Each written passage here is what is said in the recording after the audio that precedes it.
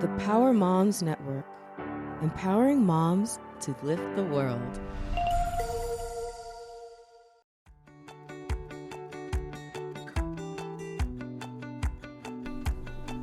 Welcome. I'm Riley Karsh. I'm Tova Kopan. We are thrilled to bring you the We Go Boldly podcast. Let's talk big burning questions, life changes, and maybe a bit of personal business. Let's be bold and brave together. Are you ready? I am. Here comes the show.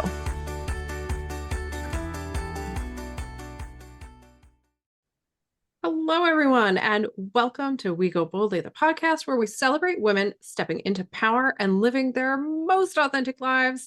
We love helping women, and we are thrilled to be a part of the Power Moms Network. At Power Moms Network, we are empowering moms and creating a community of mothers, mentoring other moms to greatness. It is a very cool place to be. Check it out online. Go to their website and join the community. Find us over there and say hello. In addition, as we always like to remind you guys, we have our weekly Women's Circle. We would love for you to join us. We talk about all kinds of things in the circle. It is an empowering, safe place for you to come, vent if you need to, celebrate if you want to, get some tips and tricks to, improve your day-to-day life. And we love it. It's our favorite part of the week. We would love to have you join us. You can find out more at goboldlyinitiative.com/weekly circle. That's all my intro stuff. Woohoo. I am going to say hello to Tova and get her on the show as quickly as possible today, because that's the mood I'm in, and see how she's doing. She knows I switched to mushroom coffee, everybody. And then yet today I drank real coffee, and now I am basically like the Energizer Bunny. It is wild around here. Hey, Tova. Hi. Well, I would really like some caffeine. Sometimes I drink it, sometimes I don't. There's no rhyme or reason, but today I have a headache. I don't think it is caffeine related, but it's just like meh related.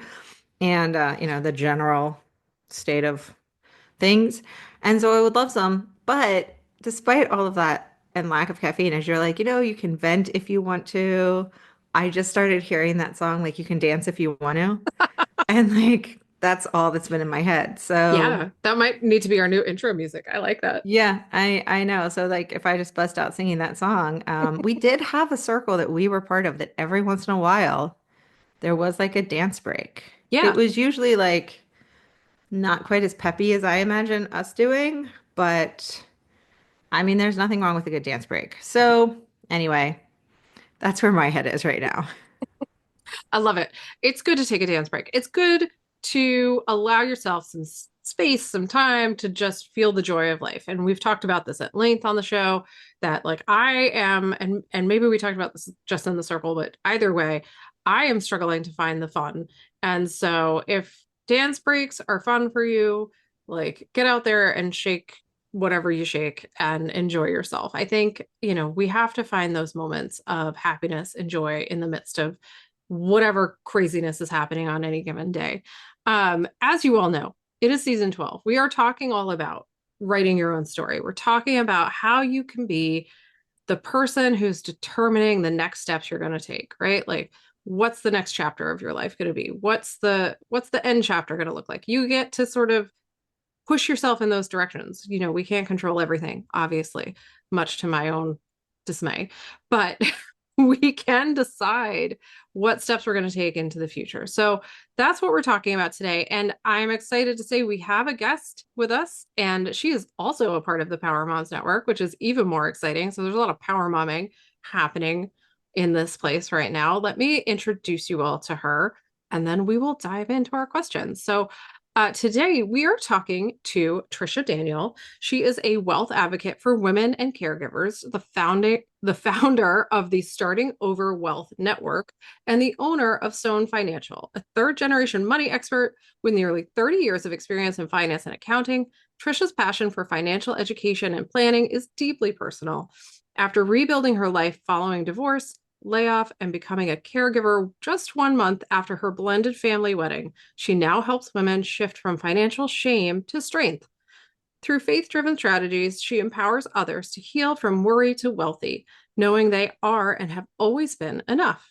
So we are thrilled to welcome Tricia to the show and to dive into this whole conversation. I'm excited. Great to be here. Thank you, ladies. It's wonderful to have you. Tova, do you want to kick us off? Because normally I just sort of dive in and hog all the conversation.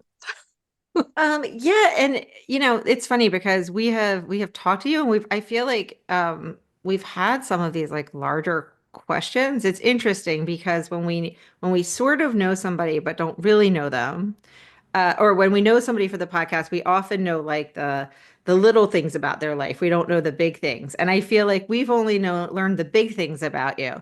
So I'm excited to learn all the little things, but our first question is usually a big one. So we're going to jump in with a big one. So how I know your life has taken a lot of turns. How do you develop a vision for your future? Is it something that you have always had, or has it evolved over time? It has definitely evolved over time because that vision that you are taught as a little girl that you're supposed to have this certain vision and it's supposed to go this way, that drives you, or for me, it drove me until life throws you curveballs and realize that's not always going to be what happens. And so having that ability to, like you were talking about in the intro, finding the joy in the little things so that your vision's kind of, it's not devastating, but you find the ahas in what happens and knowing it's for something greater than you ever even thought your vision was supposed to be. I want to talk about those aha moments that you've had. We talked in your intro a little bit about sort of the surface level of your journey so far, but I want to take us back to even before you got married and before, all of those things happened. Talk to us about your early experiences and how that shaped sort of your outlook on being the person in charge of your future. And I know it wasn't linear, right? So talk to us about how it went from point A to point wherever we're at now, like LM. Well, no, the biggest thing is I grew up in a blended family myself. My parents divorced when I was 3 years old. And so much instantly as a little girl, most of your money memories or most of any memories are shaped before the age of 7. Well, my parents got divorced when I was 3 and both got remarried when I was 7. So that independence, that drive to always be the little girl in charge, taking care of my parents, but also being that little girl that could stand on her own 2 feet, no matter, what life happened. Knowing my parents got divorced early, watching my mother struggle as a single mother. But then also my father was a financial planner and he would watch women come into his office bawling, crying. Life suddenly happened, the spouse passed away. They didn't know what to do. So my father, as a little girl, made sure that I had tools in place to land on my own 2 feet, no matter what was going to happen. Even though, of course, I thought I'll get married, everything will be perfect, life will always happen the same way. But I'm very, very grateful that I was driven at a young age. Went to college prep school, did the college thing, immediately, got hired into corporate America, just did the whole thing that you're taught to do, or I thought that you were supposed to do. And as long as you did it that way, curveballs would never happen. Then life did happen. I was, I married later on in life, so I wouldn't go through divorce like my parents did, but ha ha ha. By the time I was 33, suddenly was divorced with a young son at 2 years old who had special needs. And then suddenly was starting over as a single mother. But I was grateful because I had those tools in place. I bought my own home. I was able to stand on my own 2 feet. I had everything in place. But again, life doesn't always go as planned. Had another son, started over again. So I think one thing for me, for that vision, for things that change, for things that evolve, you may always see it, but those little glimpses of ahas of, okay, I started over, landed on my own 2 feet. Okay, again, what do I need to tweak? What do I need to change? And so I've been able to, I think, kind of go with the punches as Life keeps like to punch me in the gut. Mm. But like you talked about really early on, finding the joy in each piece, that it may be devastating, but through every little curveball, it's hard. Not going to deny, hard. Tears, shoes thrown at the wall, things like that. But being able to go, okay, what am I learning? What do I need to tweak? And what do I need to share with other women who may be going through the same? Because that was one thing I figured out really early on. Not every woman was taught about money, and not everyone had that plan where they could go buy their own house or stand on their own 2 feet again. So I started finding more of my, I guess, purpose whenever life threw that curveball at me, and I was able to share with somebody else some tool I was able to use to get back on my own 2 feet.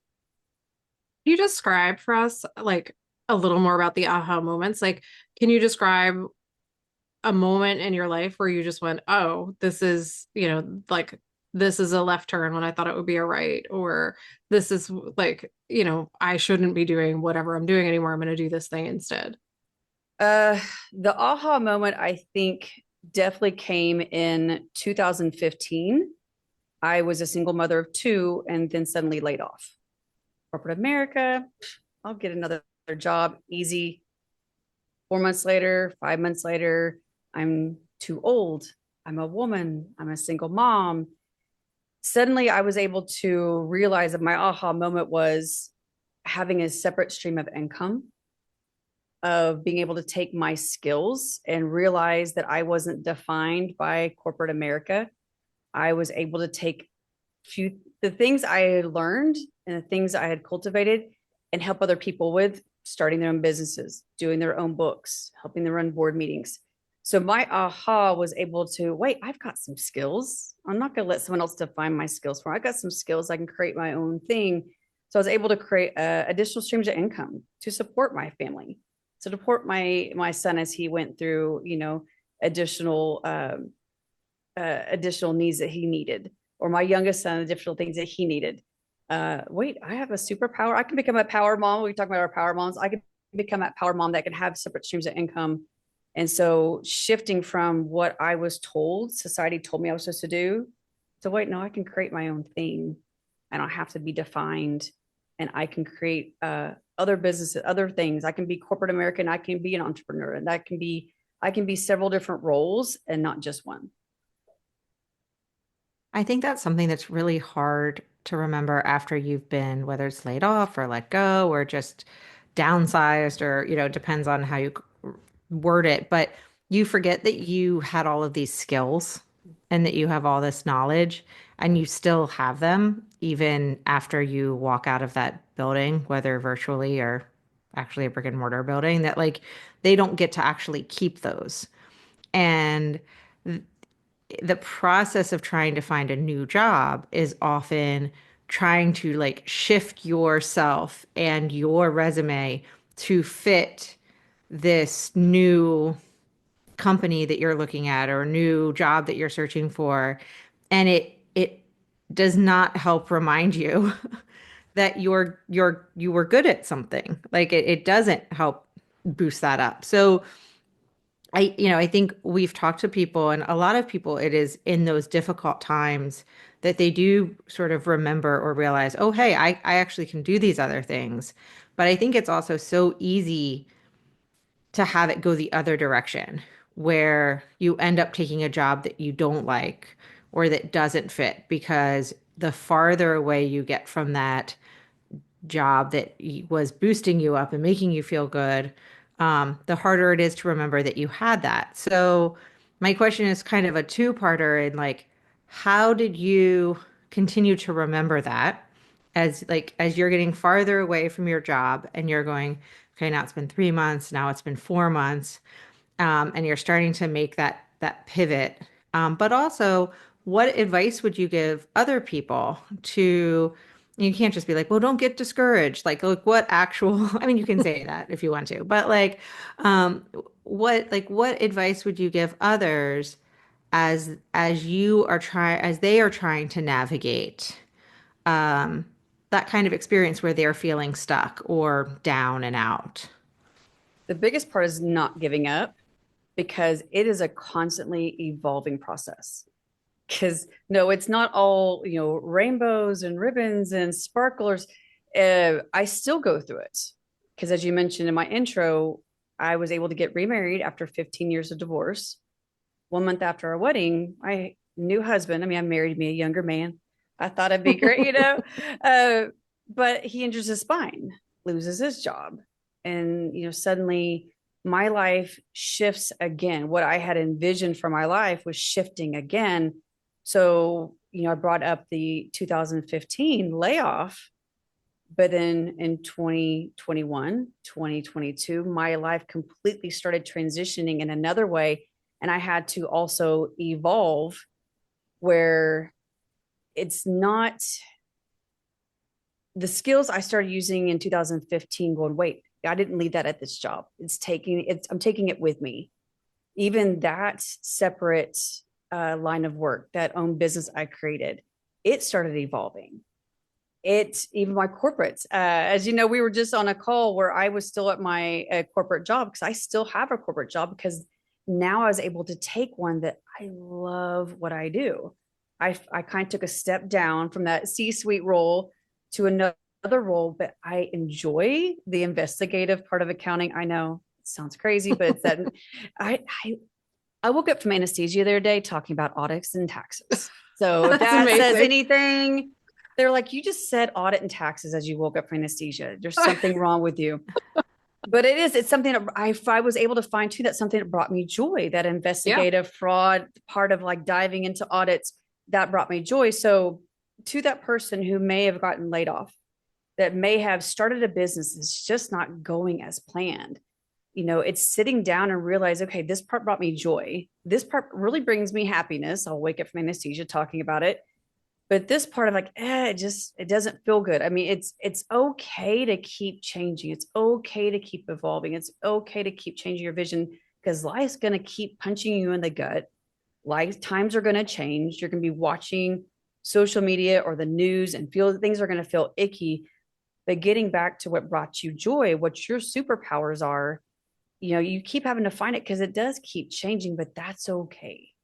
That's truly okay. And that's where I have found in my husband's, suddenly injury, his disability, as we've walked through some, frustrating, changes, with him. And he's only 42 years old and now fully disabled. But walking through, okay, how can I still use my voice? How can I start a podcast in 2021 that has slowly been evolving and now part of the Power Moms Network is so being able to bring out my superpower as a mom, now a bonus mom, being able to shift with those changes and be like, you've got this. It was just finding that thing that makes you feel good, and be able to find if it feels icky, if it doesn't feel good, you can still change it. And it's going to be okay. We need to take a break, but before we do that, I just want to highlight some things that you've said throughout this conversation so far for people who are listening. And that is like, you're not shying away from the hard parts and saying like, oh, everything happens for a reason and everything's fine and silver lining things. And I want to highlight that for folks because I think when we are faced with adversity, it's okay to be upset about it. It's okay to like have whatever feelings you have, to throw the shoes at the wall, to like whatever happens in that context is okay. And you can find the good, right? Like you can do both. That doesn't mean the bad stuff isn't happening and that we should pretend like everything's fine and it's okay. Because that's a fast track to like, burnout and misery. So I just wanted to highlight that for folks because you've said it multiple times now, and I really appreciate that takeaway that you're putting out there for people. Let's take a quick break, and when we get back, I will move on to another question, I promise. So we will be right back after this break, everyone. Well, hey there, Dream Chaser. Are you ready to make the next 12 months of your life unforgettable? Introducing the Year of You, a groundbreaking new goal system group that's about to redefine the way we approach personal growth. Join us with a community of like-minded individuals committed to unlocking their full potential. With expert guidance, personalized strategies, kind-hearted accountability, and a supportive network, the Year of You is more than just a goal-setting group. It's a whole movement. Don't just dream about it, achieve it. Click in the link in our show notes or go ahead and visit us at goboldlyinitiative.com/year of you to learn more today. Let's embark on a transformative journey together towards becoming the best versions we can be. The Year of You, where your goals become reality. Okay, so welcome back to the show. I promised a question before the break, and I have one. I want you to talk to us a little bit about how you make decisions and like where does your decision making come from? Are you a head person? Are you a heart person? Are you intuition? Is it all of the above? Is it like a specific value you hold dear? Like where are your decisions coming from for you? I used to be very mechanical, like very one of those, I have to write it down. I have to make my list. I have to go through my list. I have to overthink. So I was one of those. And over time, through all life's changes, I have brought more of my heart into it.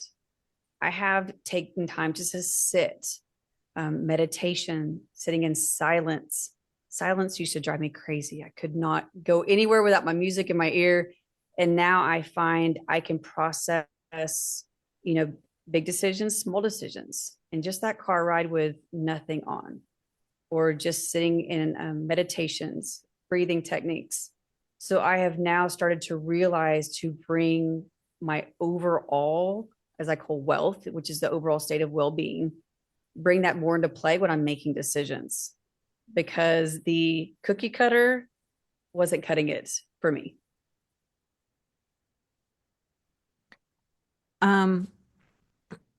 I guess I'm wondering, like, I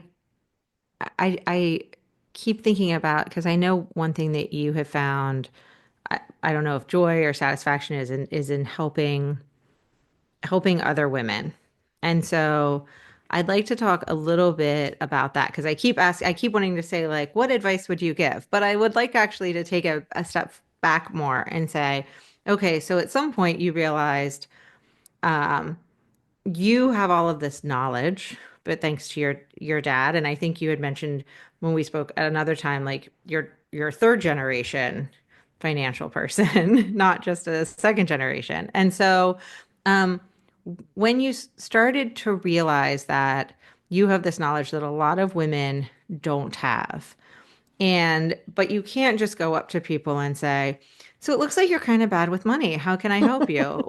And honestly, it's not even being bad with money. It's like, it looks like you aren't sure what to do. Like, how do you have conversations with women? How did you figure out the best way to have conversations with women about money? Because I would just want to ask you for all your advice, but I actually want to take a step back and say, like, how did you figure out that, like, there was this big, that we all know exists, but there's this big lack of knowledge that women have, and then also how you find a spot to make it accessible to women. I first really came to that realization in 2021. I started traveling to go speak at conferences. What I thought women wanted to hear was completely different than what they actually did, because I could present all these numbers, but they would just have this glazed look on their face until they would come up to me afterwards. And their biggest question was, where do I start? And that was a huge step for me. At the beginning was just, they wanted to know where to start. But I also started figuring out what they call mindset. What do you have your mind set on? Is it old traumas? Is it the old money memories, watching your parents fight about money? Or did you have a spouse that controlled all the money, and after divorce, you were afraid to touch it? A lot of people have a lot of financial trauma that it's unhealed. And they're holding on to some of these money beliefs that I'm bad with money. I'll never be good with it. I was never taught about it, so I just don't know. That's where I started realizing and kind of finding, I guess, my superpower of, yes, I've been taught about money since a young age. Yes, my grandfather was life insurance agent, advisor, and then my father. But I went into corporate accounting and finance because I thought financial planning and all that stuff was a sales pitch. It was like a sleazy insurance salesman that comes knocking on your door. I wanted nothing to do with it. Absolutely nothing to do with it. So I went into corporate and public accounting for, the longest time, but my life experiences basically brought to the realization, oh, this is why I need to learn these things. This is why I need financial planning or learning about how to allocate my money or about life insurance. And all these products weren't products, they were tools. So when I started speaking with women, it came down to, like you said, walking up to I see you're bad with money. It was walking up to I walked through and started at that power of storytelling and sharing my story, because I actually was held captive by my story. I would not share that I was not a divorced woman. I would not share that I went through a lot of financial debt through life changes. That was not something that you share with other people when you are supposed to be a third generation financial expert. But being honest that, hey, I've been in your shoes. While I may be this and these degrees on my wall, blah, blah, blah, I've also been a single mom. I've also started over. I'm also a mother of a special needs child. I know what that financial burden's like. And now I'm also a caregiver of a disabled husband, walking through and being able to share my story. We've also gone through this. We've also have all those, medical debt, collectors calling. I get it. I understand what you're going through. It's not that you're bad with money. Let's reframe that. And let's look through, walking through those steps of that financial shame. And I think that's a big thing that I know I had to overcome sharing my story. But by giving voice to it, I've been able to, what we call, break the shame. And these breaking seasons I've went through are actually kind of my breakthroughs. That's where I've found my voice, and I want to help other women find their voice. And it's not that you're bad with money. It's you just never given voice to it, of what you can do with it.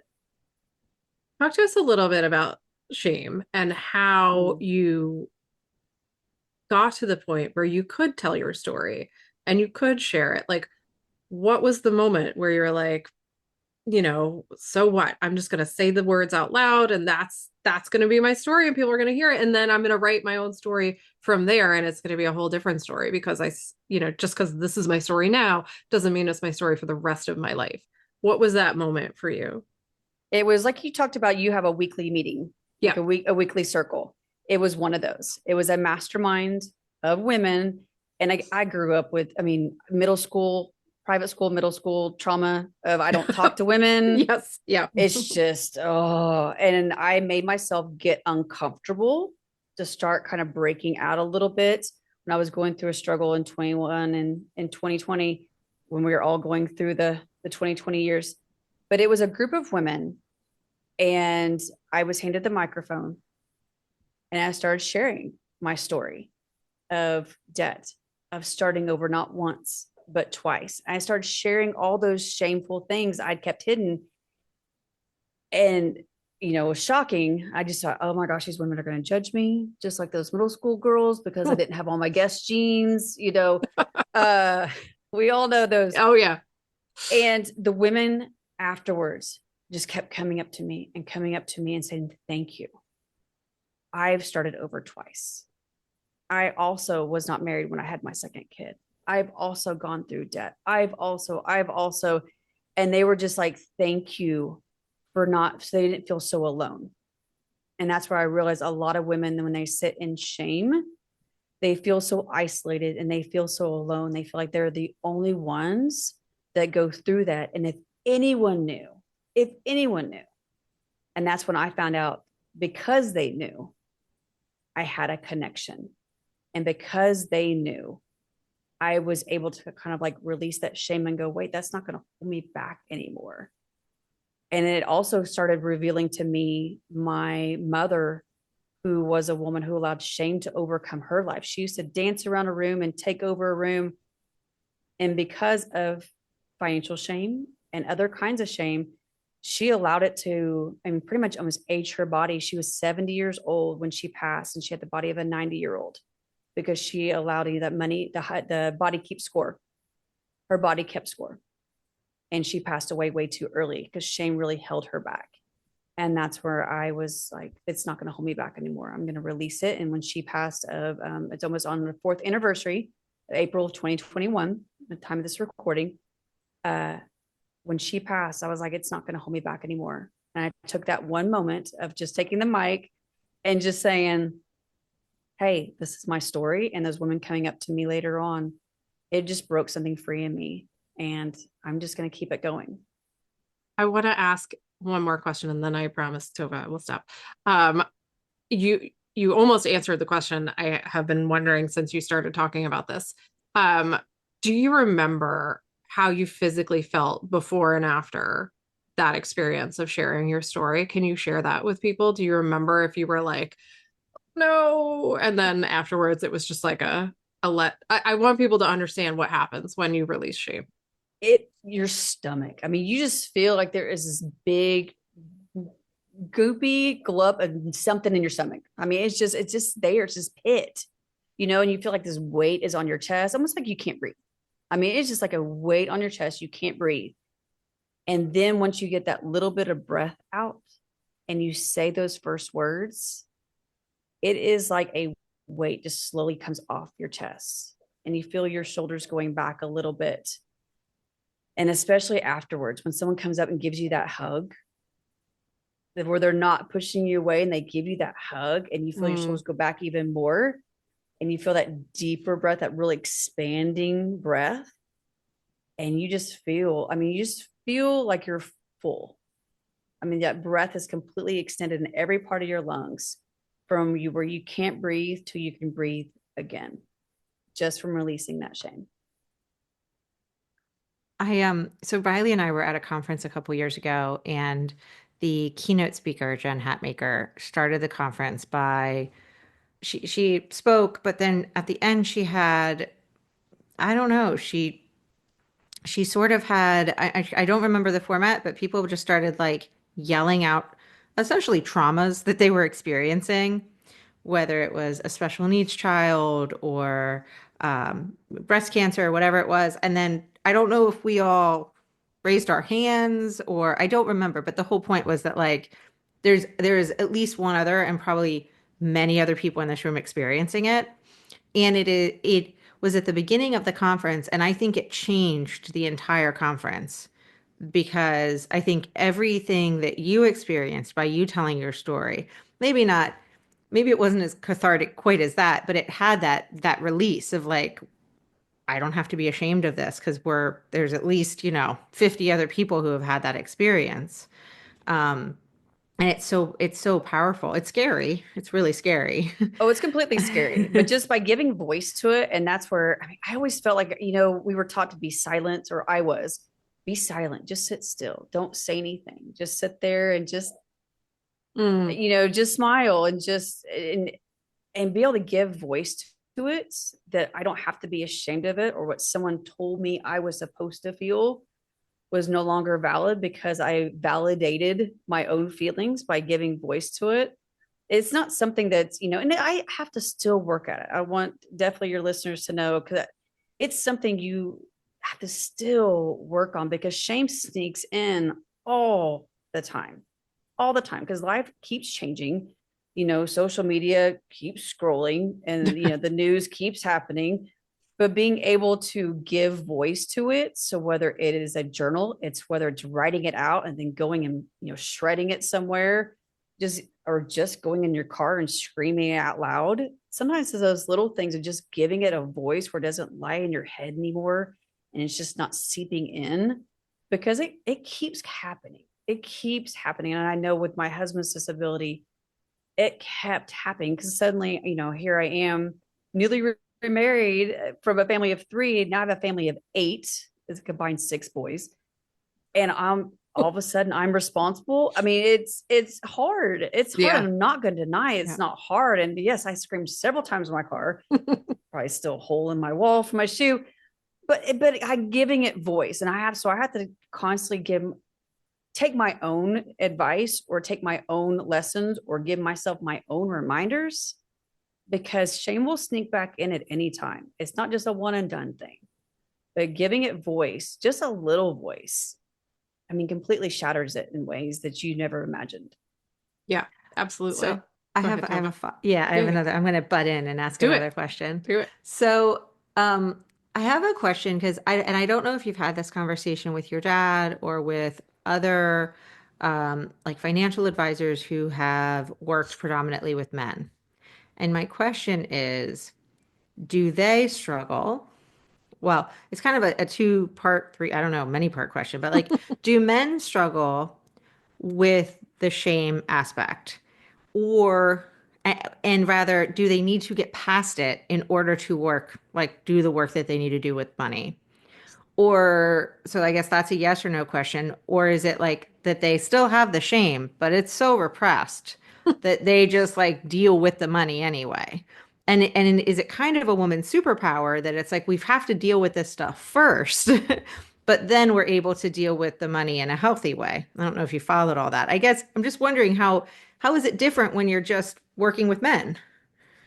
See, and that's where, I mean, like for me, it wasn't just an easy thing of processing. Like I was so in what I guess what they say of being in my masculine energy Mm, that I was, I was very much, I didn't process it that way. I didn't process money that way. It was a very uniform spreadsheet logic, do the math, do your algebra, do your debits and credits. It's very much an accounting finance thing. It was just something you did. So I, even as a woman, hmm had to learn how to process things in a different way. And I can use my dad is a very emotional. I used to call him Mr. Mom. Since my parents got divorced when I was 3, he would still hem my clothes, run my carpool, pack my lunch. But also for a lot of men, it's not okay to bring in the feelings. It's not okay to bring in that depression. It's not okay to bring in the trauma. And so they're still going through, even with my husband now, suddenly not being able to bring in an income as a man. He would call, I lost my man card, because being able to bring in that income and take care of a family, that's my role. Since he was barely 18 years old, that was his role, was to take care of a family. And all of a sudden it's gone. So for a lot of men, and then for some women, all of a sudden trying to bring in that emotional factor and like a spiritual or any kind of other factor besides the logical, this is what I'm supposed to be doing, it's very hard.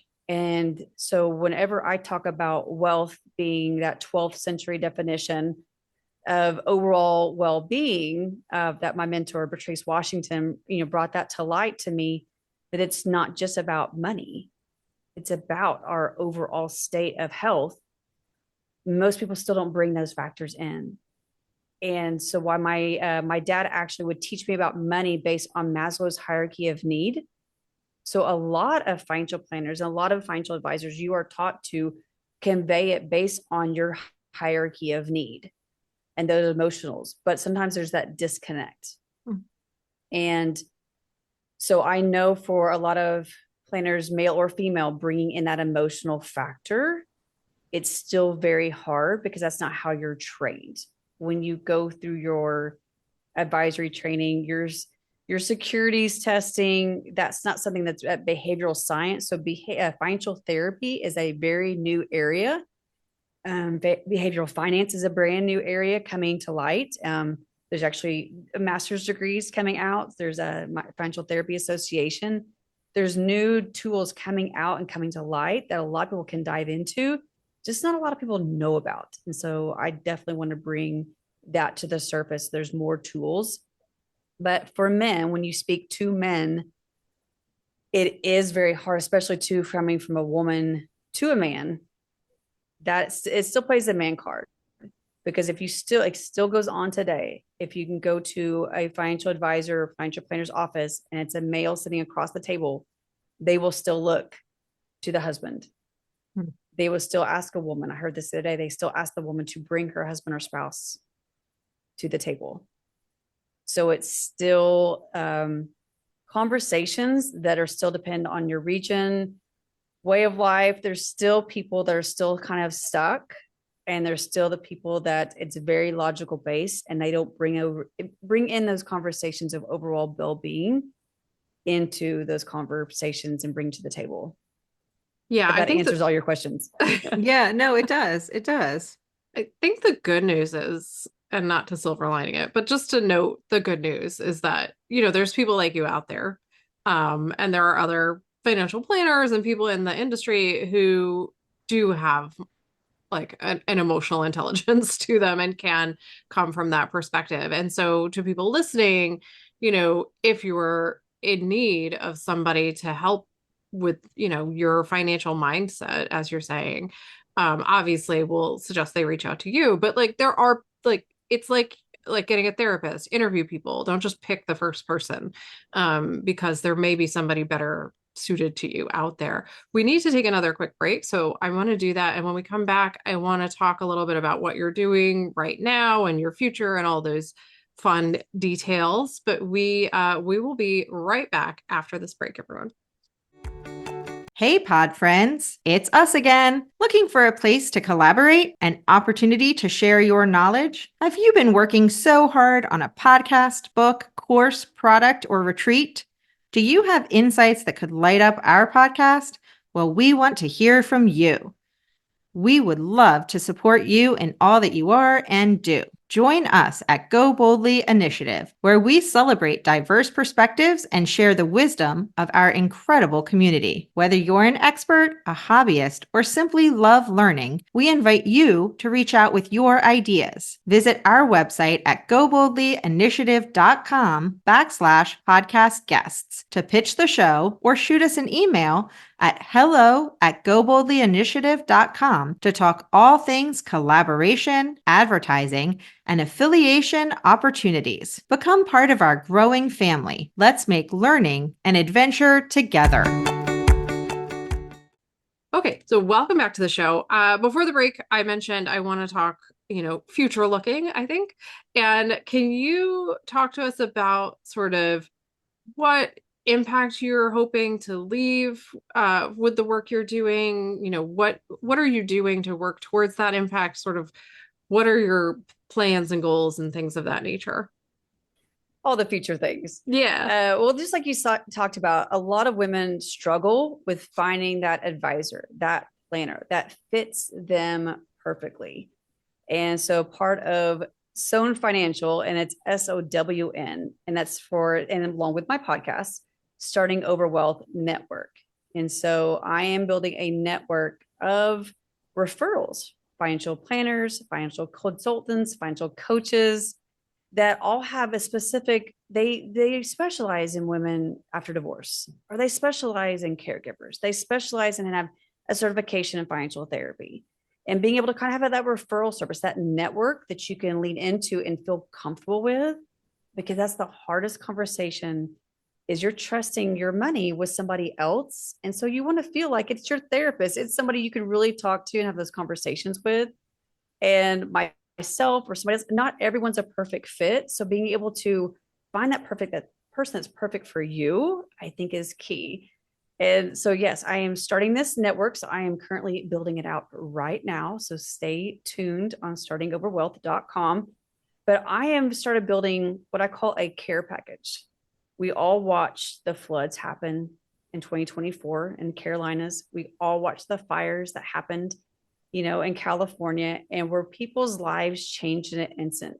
They either had to grab something last minute, they had to have hotel stays, they had to be able to travel, they had to be able to do all these things in a second. And so I felt really led to kind of walk people through what I call a care package, being able to pull together just 4 simple steps to know that they have cash that's easily accessible. They have resources other than money they can reach out to, and they have a very efficient plan, that they can execute in a moment's notice if suddenly a family member is in an accident or there's an illness. Just having some simple steps that feel comfortable because your family's cared for. It's kind of like a checklist. And just knowing I've thought through these things, and it's a first step, because for a lot of us, the first step, just like the workout program in January, it's hard to make the first step to get on the treadmill, to join the club, to the same thing with our money. A lot of times our money beliefs that I'm bad with money or those old money traumas, it just hindered us. But knowing that we can take one step and knowing that we are caring for our families, we, got a few papers together. We've got a policy together. We know that something's taken care of, because my life is testimony. Life can change with an instant, just even 1 month after your wedding. Life happens fast, and knowing that your loved ones are cared for, or you have the opportunity to go care for them if needed, I think is very key. So just reframing that. So that's kind of been where I'm going, where I'm heading, is being able to create kind of this feeling of knowing that you're cared for, but knowing that you're enough, at whatever state you're in, that word enough. Because so many of us go, how much is enough? How much is enough to get through next month? How much is enough to do this? How much is enough? And it constantly keeps changing depending on what happens in life.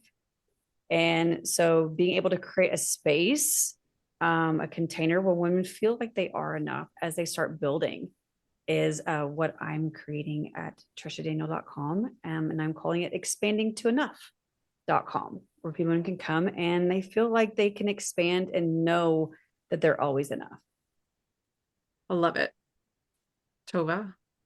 Yeah, no, that is amazing. I feel like I have, as always, so many questions to ask you, but I think in the interest of staying, making sure we don't have a 4-hour podcast every time, we like to wrap it up with some quick response questions. And our quick response questions are, we only have, I guess we have 6 of them. I was going to say we only have 5, but we have 6 of them.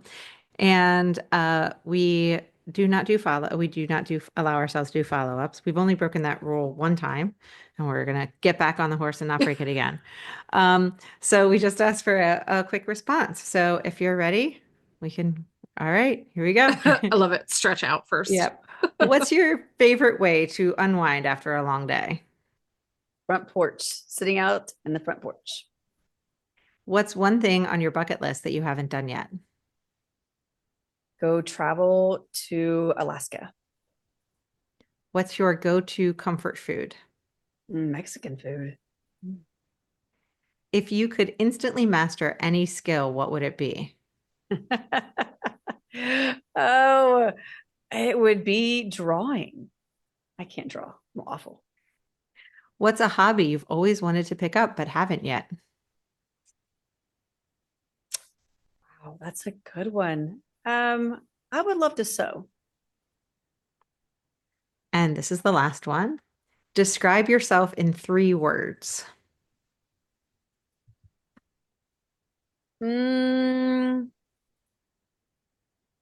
Jedi Master wannabe.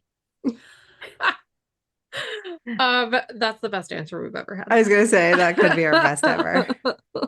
I love it. Thank you so much for coming on our show, for talking to people, for being open and honest about your story. I always think it's so brave when people share their story. Tova and I overshare and, tell everyone everything, which is probably a whole other show in and of itself. But we are so appreciative of what you're doing and that you came on the show and talked to our listeners. And we loved having you here. Do you want to share? I know you said a few things, but just in the interest of combining it all, do you want to share where people can find you and like what the best place is to reach out so they can get in touch with you if they want to? Absolutely. Just go to www.tricia, and that's TRICIA Daniel.com. And on there is all the resources. I love hanging out on LinkedIn. So come see me there. And just reach out, and especially by also my podcast, Starting Over Wealth, the podcast. Excellent. All right. We are going to put all that in our show notes for you guys and share it on our social media so you can find Tricia. We love her. We know you're going to love her. So make sure you reach out and chat with her about, letting go of your financial shame. There's no reason to live with shame at this point. Tova, do you have anything else before we sign off for the week? No, other than we will be on Tricia's podcast at some point in the not so distant future too. So we are Yes, very can't excited wait. about that. Very Yes. excited. All right, everyone. Well, thanks for listening to us this week. We will be back next week talking more about writing your own story being the captain of your own ship, all the fun things. So until then, everyone, have a fantastic week. Thanks so much for listening to We Go Boldly podcast. We know you're busy and we love spending time with you. If you enjoyed this week's episode, let us know. Head to Apple Podcasts right now to rate and review our show. While you're there, be sure to click that subscribe button. Want more us time? Follow us on all the socials at Go Boldly Together. Want even more us time? As in all the coaching pizzazz. Find us at goboldlyinitiative.com for all the info.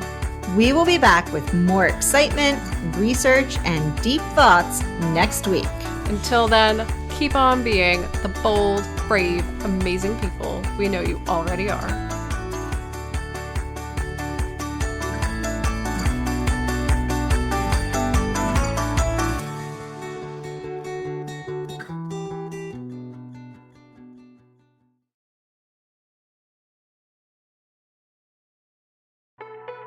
The Power Moms Network, empowering moms to lift the world.